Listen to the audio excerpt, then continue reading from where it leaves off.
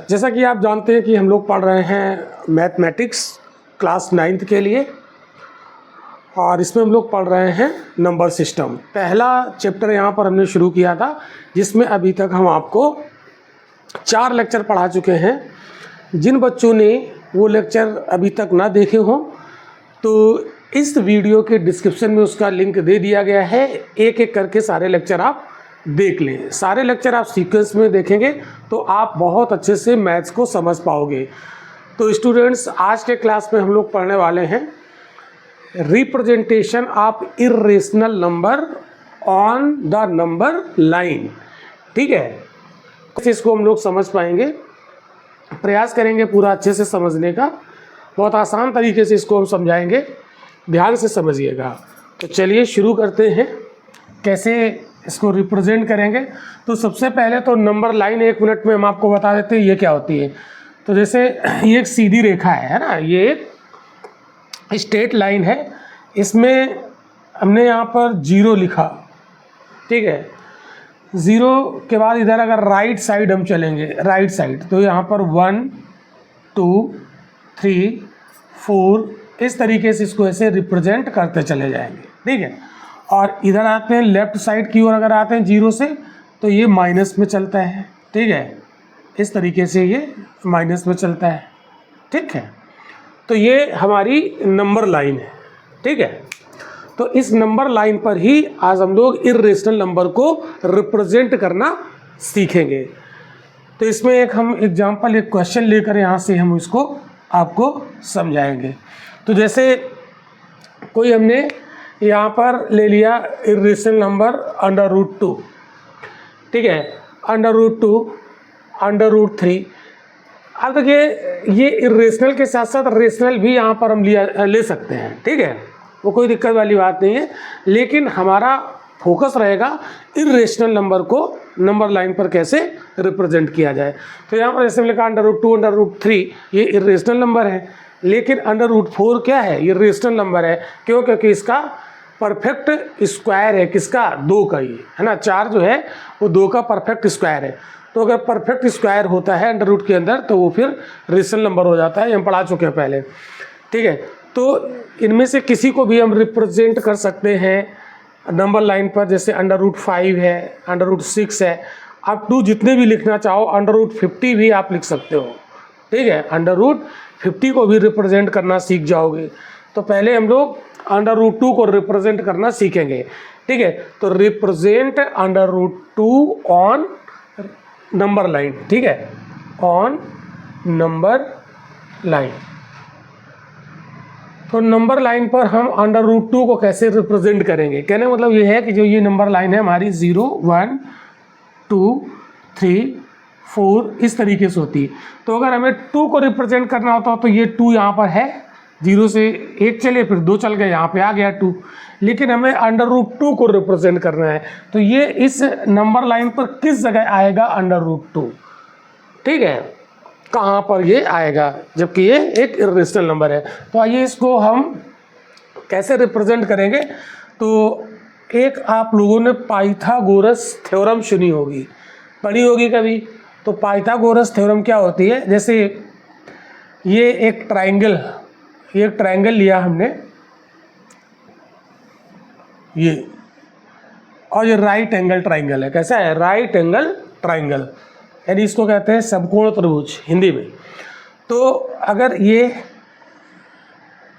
B है, ये C है और ये A, तो यहाँ पर जो राइट एंगल होता है उसके सामने वाला जो ये आर्म होता है, इसको क्या कहते हैं, हाइपोटेनस, यानी कर्ण, ठीक है। और ये परपेंडिकुलर होता है, जैसे लंबवत खड़ा है, ठीक है। और ये जो लेटी हुई लाइन है इसको बेस कहते हैं, ठीक है। तो ये हो गया बेस, और ये हो गया परपेंडिकुलर, और ये हो गया हाइपोटेनस, ठीक है। तो पाइथागोरस थ्योरम क्या कहती है, हाइपोटेनस का square is equal to base का स्क्वायर, बेस का स्क्वायर प्लस परपेंडिकुलर का स्क्वायर, ठीक है। ये होती है पाइथागोरस थ्योरम। तो इस थ्योरम का हम प्रयोग करके इस टाइप के क्वेश्चन को यहाँ पर हम लोग हल कर पाएंगे, यानी सॉल्व कर पाएंगे, ठीक है। तो जैसे हमें यहाँ पर √2 को रिप्रेजेंट करना है कहाँ पर, नंबर लाइन पर। तो इसके लिए हम क्या करेंगे, √2। तो √2 जो है ये हमारा राइट एंगल ट्राइंगल है, और इसमें जिसको हमें रिप्रेजेंट करना होता है उसको हम हाइपोटेनस मानते हैं, ठीक है। तो ये √2 को रिप्रेजेंट करना है तो √2 को हाइपोटेनस मान लिया, √3 को रिप्रेजेंट करना है तो √3 को हाइपोटेनस मानेंगे, यानी जिसको रिप्रेजेंट करना है उसको हम हाइपोटेनस मानेंगे, ठीक है। और इसमें जो परपेंडिकुलर है उसमें उसको हमेशा 1 मान लेंगे। ये दो बातें ध्यान रखिएगा, इसको 1 एज्यूम करेंगे और जो जिसको रिप्रेजेंट करना है उसको हाइपोटेनस, ठीक है। अब यहाँ पर हम बेस कितना ले लें कि ये √2 के बराबर हो जाए, तो बेस यहाँ पर 1 ले लें। अब यहाँ पर पाइथागोरस की थ्योरम जब लगाएंगे तो क्या होगा, हाइपोटेनस का स्क्वायर, ठीक है, हाइपोटेनस का square is equal to perpendicular का स्क्वायर प्लस बेस का स्क्वायर, ठीक है। तो ये कितने बराबर हो जाएगा, 1 स्क्वायर 1 ही होगा, 1 स्क्वायर 1 2 हो गया, ठीक है। तो ये जो हाइपोटेनस √2 है तो ये √2 के बराबर आ जाएगा, ठीक है, समझा गई बात। तो यहाँ पर हम लोग ले लेंगे, अगर हमें यहाँ पर 3 लेना है, 3 को रिप्रेजेंट करना है तो हम क्या करेंगे, देखो इसको ऑलवेज 1 मानेंगे परपेंडिकुलर को, और जिसको हमें रिप्रेजेंट करना है उसको हाइपोटेनस के पास रख देंगे। तो यहाँ पर कितना रख दिया जाए कि ये √3 हो जाए, तो यहाँ पर √2 हो जाए, क्यों भाई, देख लो। तो अगर हमें हाइपोटेनस निकालना है तो क्या होता है, हाइपोटेनस का स्क्वायर बराबर परपेंडिकुलर का स्क्वायर प्लस बेस का स्क्वायर, बेस √2 इसका स्क्वायर। तो देखो ये 1 का स्क्वायर 1 ही रहेगा, √2 का स्क्वायर 2 हो जाएगा, ठीक है, और 2 1 3 हो जाएगा, और यहाँ हाइपोटेनस का स्क्वायर इसका स्क्वायर हटाएंगे तो h बराबर कितना हो जाएगा, √3। तो इसीलिए हाइपोटेनस √3 निकल आया। तो ध्यान रखना है, ठीक है। अगर हमें यहाँ पर √5 को रिप्रेजेंट करना है तब क्या करोगे, यहाँ पर 3 की जगह पर यहाँ √5 लिख लोगे हाइपोटेनस पे, और यहाँ हमेशा 1 लिखोगे। तो यहाँ पर कितना लिख दिया जाए कि ये √5 हो जाए, तो यहाँ पर √3 लिख दिया जाए, सॉरी √4 लिख दिया जाए, ठीक है। कहने का मतलब ये है कि अगर यहाँ √2 को रिप्रेजेंट करना है तो बेस 1 हो जाएगा, और √5 को अगर हमें वहाँ पर रिप्रेजेंट करना है तो बेस √4 हो जाएगा। यानी जितने को रिप्रेजेंट करना है उससे एक कम यहाँ पर लिखेंगे √, के अंदर, और ये हमेशा 1 रहेगा। मतलब समझ आया कि नहीं आया। अब मान लो √6 को हमें रिप्रेजेंट करना है तो √6 हम किसको मान लेंगे, हाइपोटेनस को मान लेंगे, ठीक है, और ये हमेशा 1 ही रहेगा, 1 रहेगा परपेंडिकुलर। तो ये कितना हो जाएगा, √6 को रिप्रेजेंट करना है तो यहाँ √5 हो जाएगा, समझा की बात, ठीक है। और अगर मान लो √10 को रिप्रेजेंट करना है, ठीक है, यहाँ पर एक बनाते हैं, इसमें √10 को अगर रिप्रेजेंट करना है तो √10 यहाँ पर लिखोगे, ठीक है। तो यहाँ कितना हो जाएगा, √10 है तो यहाँ √9 हो जाएगा, एक कम, ठीक है, समझा की बात। तो अब इसको आप निकालोगे इनका तो √10 के बराबर आ जाएगा। कैसे, परपेंडिकुलर का स्क्वायर यानी 1 का स्क्वायर प्लस बेस का स्क्वायर √9 का स्क्वायर, है ना। तो ये कितना हो जाएगा, 1 रहेगा और ये 9 हो जाएगा। तो 1 और 9 10 हो जाएगा, 1 और 9 10 हो जाएगा। ये क्या चलता है, हाइपोटेनस का स्क्वायर चलता है। तो ये हाइपोटेनस का स्क्वायर, तो हाइपोटेनस कितना आ जाएगा, स्क्वायर हटाएगा तो यहाँ √10 लग जाएगा, ठीक है। तो √10 निकल आया। आई होप कि आपको समझ में आ गया होगा। तो पहला स्टेप क्या करना है, जिसको हमें रिप्रेजेंट करना है नंबर लाइन पर उसको हम इस राइट एंगल ट्राइंगल का हाइपोटेनस मान लेंगे। परपेंडिकुलर रहेगा हमेशा 1, बेस कितना हो जाएगा, जितने को रिप्रेजेंट कर रहे हैं उससे एक कम, ठीक है। आई होप कि आपको समझ में आ गया होगा। अब चलिए इसको रिप्रेजेंट करना सीखते हैं, ठीक है। अब इसको हम रिप्रेजेंट करना सीखते हैं। चलिए, तो हम पहले √2 को रिप्रेजेंट करेंगे, ये वाला। तो √2 को रिप्रेजेंट करने के लिए हमें क्या करना पड़ेगा, ये मैं आपको समझा दिया। तो इतना रफ वर्क आप कर लोगे। √2 को रिप्रेजेंट करने के लिए हमें क्या करना पड़ेगा, ये यहाँ पर राइट एंगल ट्राइंगल बनाओगे, √2 को रिप्रेजेंट कर रहे हैं तो हाइपोटेनस √2 हो गया और परपेंडिकुलर 1 हो गया, ठीक है। और √2 को रिप्रेजेंट कर रहे हैं तो इससे एक कम, तो √1 इसको मान लेंगे।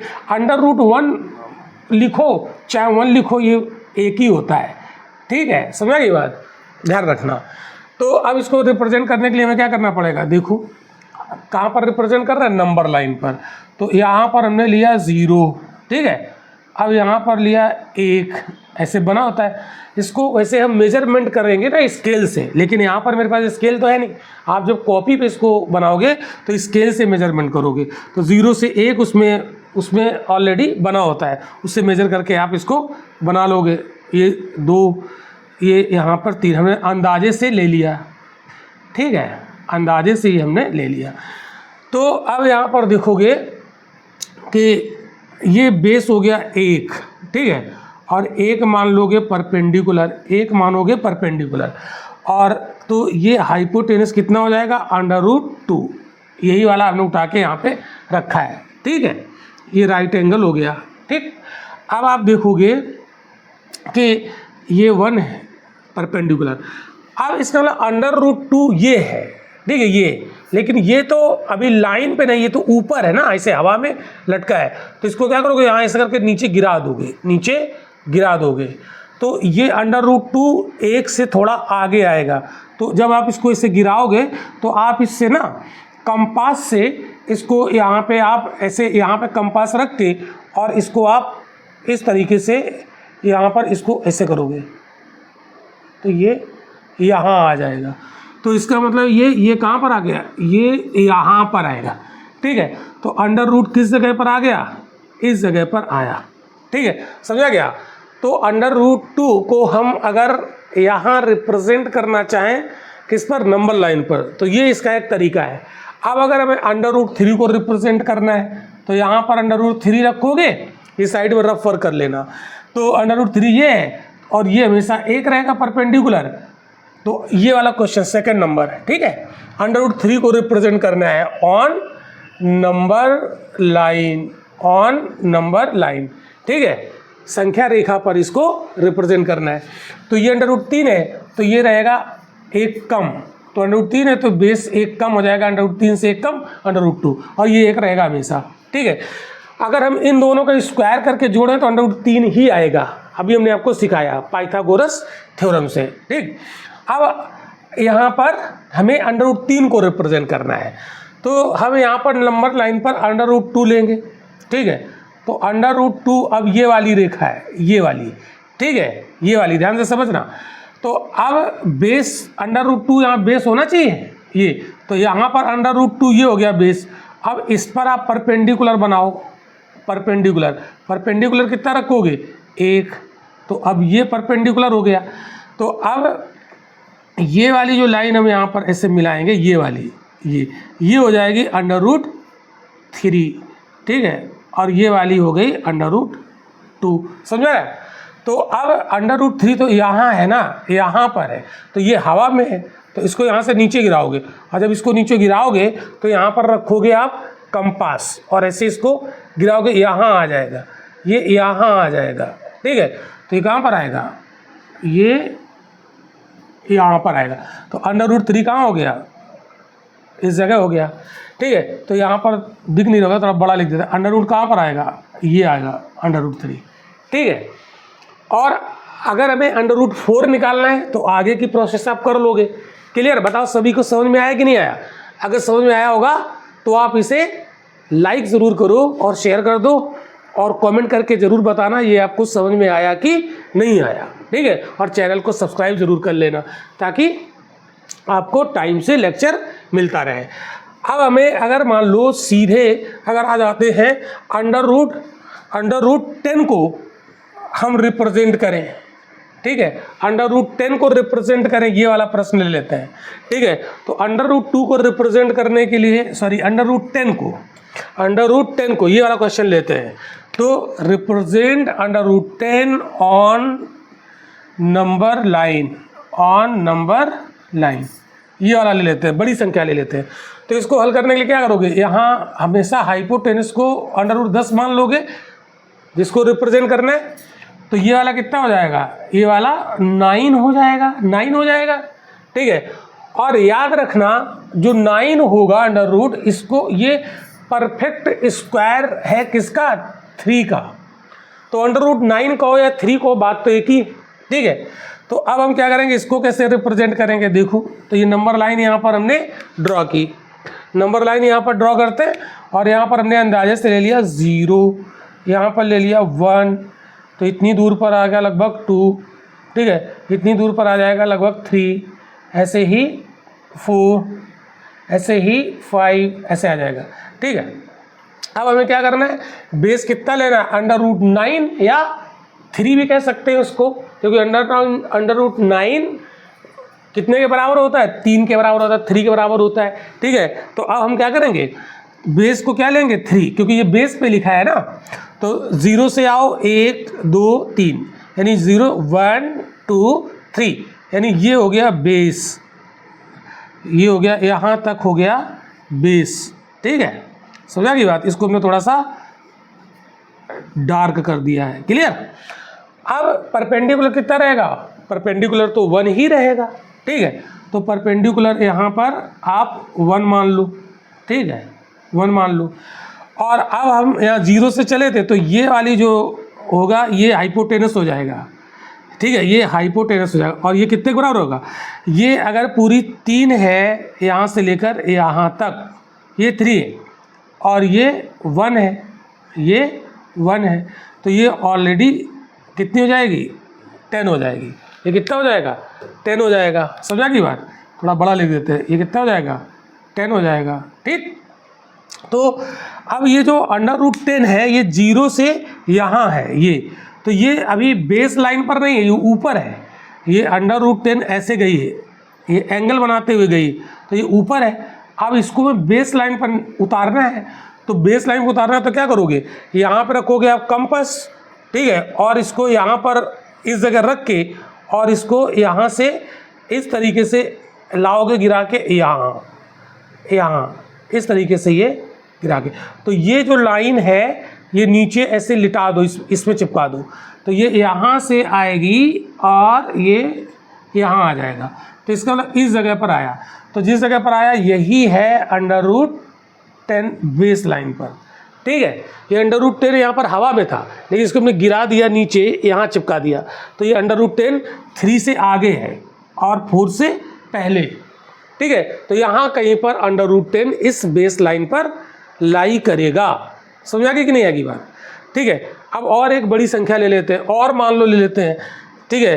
अगर हम इस 50 को रिप्रेजेंट करना चाहें, 50 को, तो आप क्या करोगे, वेरी सिंपल, यहाँ पर जिसको रिप्रेजेंट करना है उसी को आप हाइपोटेनस मान लोगे 50, ठीक है। तो परपेंडिकुलर हमेशा 1 रखोगे, तो ये अगर 50 है तो बेस कितना हो जाएगा, बेस हो जाएगा 1 कम, यानी 49, और 49 को हम क्या लिख देंगे 7, ठीक है। तो अब इसको अगर हम रिप्रेजेंट करेंगे, इसको रिप्रेजेंट करेंगे नंबर लाइन पर, तो नंबर लाइन यहाँ पर पहले आप ड्रॉ कर लो स्केल से, स्केल की मदद से इसको ड्रॉ करेंगे, ठीक है, स्केल की मदद से।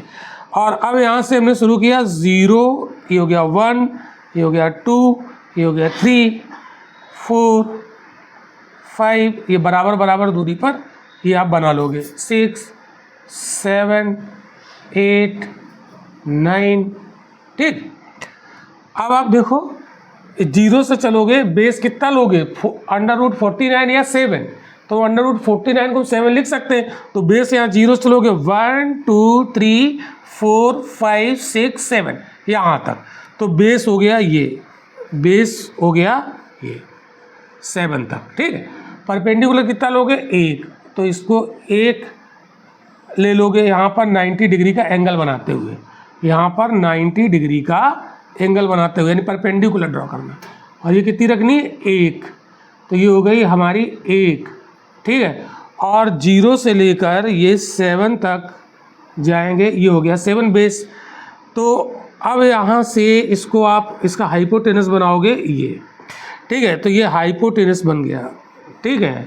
और ये हाइपोटेनस कितना हो जाएगा, तो ये 7 है, ये 1 है, तो हाइपोटेनस निकालने के लिए क्या फार्मूला लगाते हो, ठीक है, हाइपोटेनस का स्क्वायर बराबर परपेंडिकुलर का स्क्वायर प्लस बेस का स्क्वायर, बेस कितना है 7 का स्क्वायर, ये हो गया 1, ये हो गया 49, यानी ये हो गया 50, तो हाइपोटेनस का स्क्वायर 50 है, तो हाइपोटेनस कितना आ गया √50। इधर स्क्वायर हटाया गया, रूट लग जाएगा, समझे की बात। तो ये हाइपोटेनस कितना आ गया 50। तो ये जो लाइन है हाइपोटेनस की कितनी आ गई √50। लेकिन ये √50 यहाँ से एंगल बनाते हुए जा रही, तो ये यहाँ पर परपेंडिकुलर के ऊपर है, इसको हमें यहाँ से हटा के इस बेस लाइन पे लाना है। तो इस लाइन को क्या करोगे, इसको खींचोगे और खींच के यहाँ नीचे चिपका दोगे। तो जब चिपकाओगे तो यहाँ पर कंपास रखोगे और ये इस तरीके से चलेगी, यहाँ से चलेगी, तो ये इस तरीके से आएगी यहाँ कहीं। तो ये कितना बनेगा √50 बेस लाइन पर। तो बेस लाइन पर √50 यहाँ पर आ जाएगा, समझ आ गई बात। तो आपने यहाँ पर सीखा आज वाले लेक्चर में कि कोई भी इरेशनल नंबर हो या रेशनल नंबर हो, उसको बेस लाइन पर कैसे रिप्रेजेंट किया जाता है, ये टॉपिक था आज हमारा नंबर सिस्टम का।